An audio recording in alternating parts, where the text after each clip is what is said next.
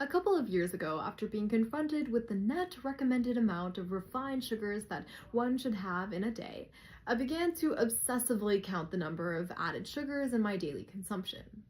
It was a very stark change, but an understandable one for someone like me who didn't really love the taste of ultra processed candy and sugary drinks.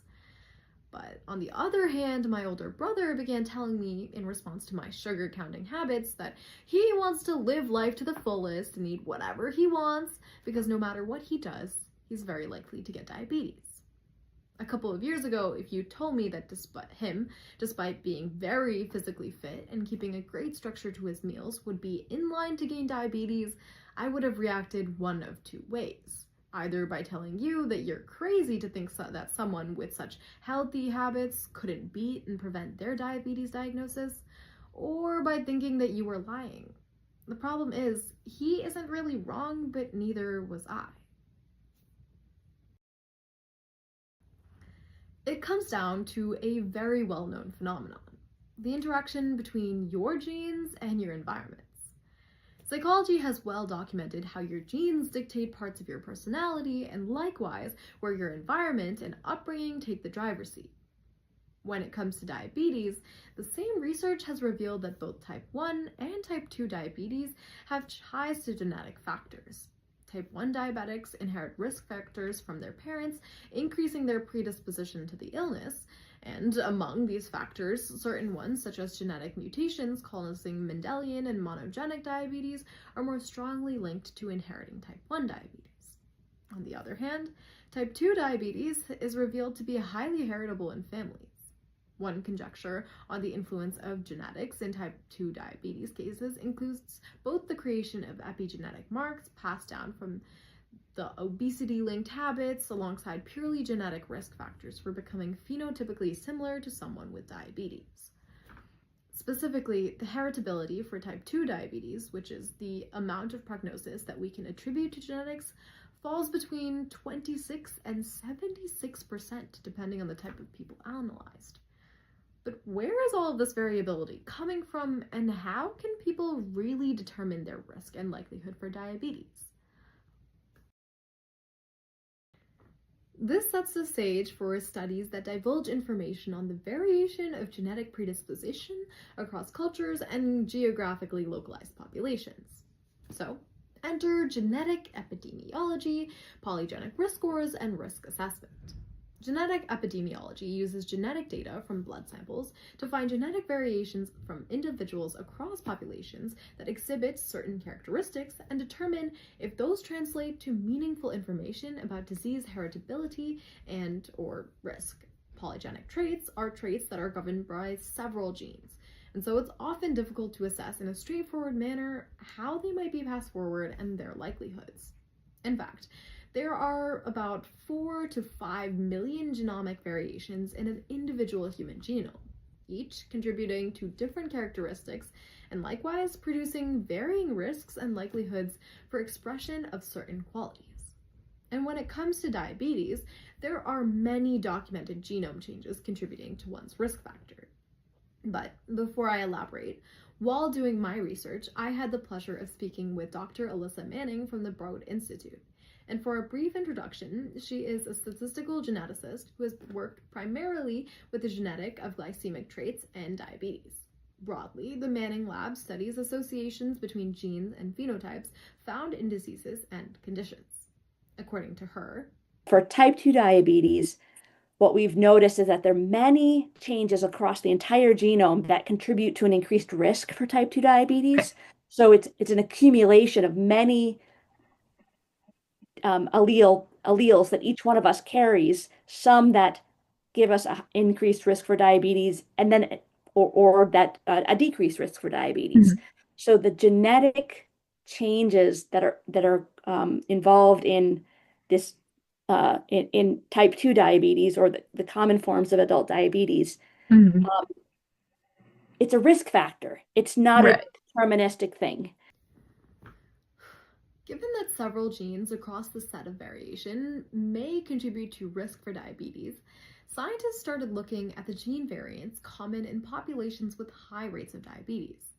Using countrywide genetic databases, they tracked gene expression trends and isolated the genetic common denominators. Finding the percentage of the population with each unique gene allowed scientists to theorize what were and weren't genetic indicators for diabetes, and then aggregate those probabilities for a population-wide prediction. These aggregations or aggregate calculations are polygenic risk scores. Essentially, Dr. Manning explains that we are trying to find the best way to use what we know about the alleles associated with type 2 diabetes to build a model that people like you and people like me could use by inputting what our genetic alleles are into this model to determine what our risk for type 2 diabetes is for the future. And this is one of the most exciting areas of my research because there's a real implication for real world people who want to know their risk for a complex disease like type 2 diabetes. Now, while these models sound amazing for future preventative measures that we as a society could implement, they're not perfect. As Dr. Manning explains, we don't know actually what biological pathway is involved. Sometimes, or what we're trying to understand what organ is involved and what mechanism is done is performed by this organ in order to get at something useful. So at a high level, we don't we don't always know why a particular genetic variant is how it is being like affecting a gene in a cell in an organ. These discrepancies are in part due to the nature of GWAS, or genome-wide association studies. These can identify natural genetic variants, but can only be used in therapeutic discovery when the variants are connected with their function within the gene, which isn't exactly easy. In fact, oftentimes, multiple genes can coexist in the same place on the genome and act as further confounding variables. So, in order to combat this, scientists in many facilities across the world, as well as at the Broad Institute, have endeavored to link genetic variants to their functions in an appropriately named Variant to Function project. The hope is that through these kinds of projects, scientists can begin unveiling what the genetic component is to many diseases. And the reason that this kind of research is so important is also to prevent mistaken conclusions. For example, sometimes genes and certain functions can coexist in the same part of the genome, which can lead to conclusions about that gene's impact on the function. But as Dr. Manning points out, sometimes we see a genetic variant that is near a gene and the explanation is quite clear. But more often than not, it's actually if we make an assumption early on, we can make a mistake. Right. There's an excellent example about that with a gene called FTO. In the genetic epidemiology studies for type 2 diabetes and obesity, we saw a very strong association near this gene called FTO, which has to do with some really important mechanism of within fat cells. And so we made an assumption that okay, this is the gene that is playing a role in diabetes and obesity. But through very careful biological experimentation, it was discovered that it wasn't actually that gene. It was another gene nearby in the genome, but it's an example of how genetics can really be tough to try to understand what really is happening and why a particular genetic variant is associated with diabetes. In fact, with FTO, the link was originally heavily debated until many geneticists pointed to its link being facilitated by the common third party of obesity. Thus, when BMI scores, a basic measure of obesity, were accounted for, the link between diabetes and FTO was shown to be neutralized. Part of Dr. Manning's research focuses on covering the blind spots of previous genetic aggregations. In the status quo, or before her lab's research, polygenic risk scores were largely collected from European populations, or at the very least, their samples had the largest concentrations of European descent people, as opposed to those from significantly different geographic regions, cultures, and lifestyles. Therefore, one of the targets when doing polygenic risk score research recently is to focus on genetic diversity. According to Dr. Manning, these polygenic risk score models that we're working to build um, use the results from our genetic epidemiology study. We try to leverage as much human diversity because it's so important to have representation in our model building from people all over the world because the alleles have different frequencies all over the world. the way they do this is as follows. So you take a sample of individuals, like one of these cohort studies that I was talking about. You understand what the associations are between all the genetic alleles and type 2 diabetes. Mm-hmm. And then so that you have like a formula that you could just enter numbers into to then you take that model to a completely different setting, a different set of people. Mm-hmm. If that model performs well, then that's a indication that it could be translatable for like a clinical use. Um, and the one of the projects I've been involved in for the last 5 years was meant to really solve like how do you create a polygenic score that is translatable to general to people like just anybody. Yeah. And uh, uh, we think now we haven't published it yet, but we have a much better model for type 2 diabetes that uses genetic variants from across the genome and a global population. It's actually a Mm-hmm. global consortium that brought us the data that we're using in this model. To exemplify exactly what genetic variation can do to a model, FTO is a great example. While the primary research linking the FTO gene and diabetes was concentrated in the early 2010s and is now debunked by more advanced experimentation, it was a very good example of how a model often appears differently depending on the geocultural context of its subjects. For a bit of background on FTO, in 2007, when some of the first significant genetic investigations into obesity were conducted, FTO came out as a gene that showed up across populations to predict BMI and risk of obesity. But to really determine how FTO was involved in obesity, geneticists took it a step further and looked at tiny variations within occurrences of FTO and obesity to discover the specific link. Specifically, they looked at single nucleotide polymorphisms, or SNPs, which are genetic variations due to single base changes, bases being adenine, guanine, cytosine, and thymine. In a review of several independent studies in varied regions, what they found was that frequent variation in which SNPs were significant across populations.